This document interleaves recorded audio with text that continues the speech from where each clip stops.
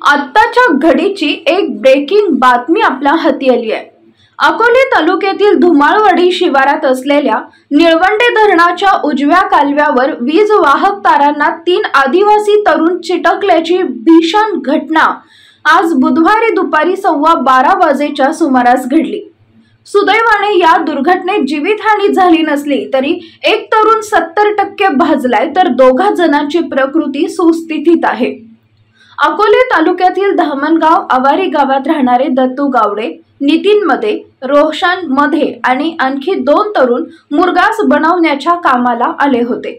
धुमाळवाडी शिवारात असलेल्या उजव्या कालव्याच्या पुलावरून ट्रॅक्टर जात असताना या पुलावरून गेलेल्या तारांचा ट्रॅक्टरला स्पर्श झाला आणि विद्युत प्रवाह ट्रॅक्टरला उतरला। यावेळी तरुणांनी मोठा आरडाओरड केला आणि स्थानिकांनी वाऱ्याच्या वेगाने या जखमी तरुणांना अकोले शहरातील साई केअर हॉस्पिटल आणि भांडकोळी हॉस्पिटल मध्ये दाखल केले। यातील दत्तू गावडे हा तरुण जास्त भाजलाय तर इतर दोघेही भाजले असून त्यांची प्रकृती स्थिर आहे। दरम्यान आजच्या या घटनेने वीज वितरणचा गलथान कारभार पुन्हा एकदा चव्हाट्यावर आलाय। या घटनेची माहिती कळताच धुमाळवाडी येथील नागरिक पुलावर मोठ्या संख्येने जमले होते। धुमाळवाडीचा उजवा कालवा परिसर जीवघेण्या घटनांचा हॉटस्पॉट ठरत आहे। सध्या कालव्याची रुंदी वाढवण्याचं काम सुरू असून कोणत्याही प्रकारचे बॅरिकेड्स न लावता हे काम सुरू असून फायरिंग उडवली जात आहे। त्यामुळे भविष्यात या कालव्यात जीवितहानी घडण्याची शक्यता नाकारता येत नाही। 15 दिवसांपूर्वी गारे नावाचा एक इसम या कालव्यात पडला होता। त्यात तो इसम 500 फूट वाहून गेला तर त्याचा हातही मोडला। दरम्यान जलसंपदा विभाग व वीज वितरणाने आपला कारभार सांभाळावा अन्यथा तीव्र आंदोलन करण्यात येईल असा इशारा धुमाळवाडीचे माजी सरपंच डॉक्टर रवींद्र गोरडे यांनी दिलाय। अकोले टाइम्ससाठी अमोल शिर्के, अकोले। आज दुपारी 12च्या आसपास धुमाळवाडी ग्रामपंचायत हद्दीमध्ये जे कॅनॉलचं काम चालू आहे त्या ठिकाणी व्हाळाच्या ठिकाणी जो पूल केलेला आहे आणि शेजारी त्याच्या पोल आणि मेन लाईन आहे। या मेन लाईनला एक ट्रॅक्टर जात असताना त्यामध्ये 4 युवक बसलेले होते। तर त्या पोलला तारेला चिकटून त्या अक्षरशः भाजलेले आहे। 3 जण अवस्थेमध्ये आम्ही हॉस्पिटलला आणलेले आहे। येथील त्यामध्ये जलसंपदा विभाग असेल की ज्यांनी हे टेंडर घेतलं की पोलच्या किंवा पुलाच्या साईडनी जी पोलची हाईट द्यायला पाहिजे ती हाईट त्या ठिकाणी दिलेली नसल्यामुळे अनेक वेळा या ठिकाणी सांगून देखील की इथे मोठा अपघात होऊ शकतो। परंतु आज खरं तर 3 युवक त्यामध्ये दत्तू गावडे, नितीन मध्ये आणि रोशन मध्ये हे धामणगाव आवारी इथले युवक आहेत। हे गंभीर रूपात जखमी झालेले आहे। खरं तर या आधी देखील एक घटना झाली होती की पिकअप गाडी त्या ठिकाणाहून येत असताना ती देखील त्या तारेला संपर्क होऊन त्यामध्ये मोठा अपघात टळला। परंतु यावर मला वीज वितरण असेल किंवा संबंधित जे ब्रांच असेल त्यांना विनंती आहे की अशा प्रकारे मोठा एखादा अपघात होऊ शकतो। आज तर हे 3 गंभीर जखमी आहेत। जर आपण मध्येची जर प्रकृती बघितली तर तो जवळजवळ 70% भाजलेला आहे आणि अतिशय अत्यावस्थेमध्ये धुमाळवाडीतील काही युवकांनी त्याला उचलून आणलेलं आहे। तर याची गांभीर्याने दखल घेऊन महावितरणला माझी विनंती आहे की अशा अनेक ठिकाणी अशी चुकीच्या पद्धतीने तारा गेलेल्या आहेत किंवा जिथे अपघात घडू शकतो याची त्यांनी काळजी घ्यावी असं मी त्यांना आवाहन करतो। डॉक्टर साहेब, धुमाळवाडी जरा घटनांच्या बाबतीत हॉटस्पॉट ठरतोय।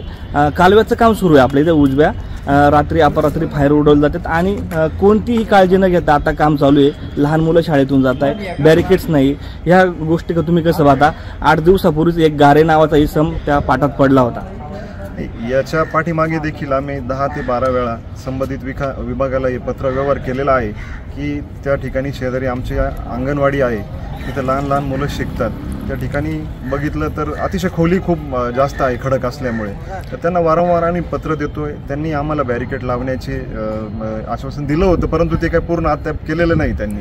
परंतु त्यांनी जर गंभीर दखल घेतली नाही तर मोठं आंदोलन या ठिकाणी आम्ही उभं करू ग्रामस्थांच्या वतीने। यापूर्वी या ठिकाणी अशा घटना 2-3 वेळेस झालेल्या आहेत। आम्ही वारंवार महावितरणच्या अधिकाऱ्यांना आणि कॅनॉलचे आपले शेख साहेब आणि मंडलिक साहेब यांनाही यापूर्वी आम्ही सांगितलं होतं की या लाईनचं अंतर खूपच 2-3 फुटाचं आहे। 10 फूट 2 ते 3 फुटाचं अंतर, माणूस उभं राहिल्यानंतर 2 ते 3 फुटाचं अंतर शिल्लक राहते।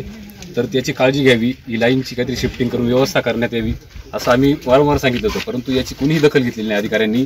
आणि आता असं वाटायला लागलंय की कुणीतरी याचा बळी घेतला, कोणाचा तरी बळी घेतल्याशिवाय हे लोक काम पूर्ण करणार नाही का? वर्ष झाले आमच्या गावामध्ये कॅनॉलची कामं चालू आहेत. आम्ही एक माणूस 12:30 वाजता कॅनॉलच्या याच्यात 30 फूट खाली पडला होता, तोही वाचवलाय. आजही या मुलांचं काय होतंय काही सांगू शकत नाही आपण. तरी याची दखल प्रशासनाने घेऊन योग्य ती कार्यवाही करावी आणि योग्य तो व्यवस्थित सुव्यवस्था करून द्यावी नागरिकांची, अशी आमची मागणी सर्व. आपली माणसं आपलं दुकान श्री स्वामी समर्थ क्लॉथ आणि मॅचिंग सेंटर, तसेच श्री स्वामी समर्थ एंटरप्राइजेस होलसेल कापड दुकान.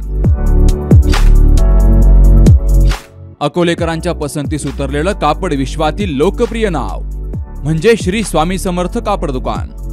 मनमोहक वस्त्रालंकार, वाजवी किंमत आणि विनम्र सेवा. 6 वार साडी, 9 वार sari, Banarasi silk, suiting, shirting, Manchar टोपी, टॉवेल, शाल, नॅपकिन, फेटा, इनरवेअर आदी साहित्य एका छताखाली. लग्न बस्त्यासाठी खास अद्ययावत व्यवस्था, तसेच लग्न बस्त्यावर ट्रॉली बॅग फ्री. लहान मुलांच्या असंख्य व्हरायटीजचे मनमोहक कपडे. महिलांसाठी होलसेल स्वतंत्र साडी विभाग, तसेच स्वतंत्र लेडीज आणि जेंट्स विभाग. एक वेळ अवश्य भेट द्या, खरेदी करा मनमोहक वस्त्र आणि खुलवा आपलं सौंदर्य. आमचा पत्ता शाखा नंबर 1 श्री स्वामी समर्थ क्लॉथ व मॅचिंग सेंटर, अगस्ती कॉम्प्लेक्स, पहिला मजला, बाजार तळाजवळ, अकोले, तालुका अकोले.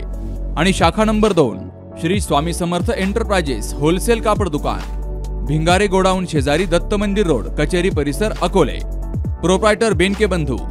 संपर्क 75 88 51 31 33 आणि 024 24 22 33 24.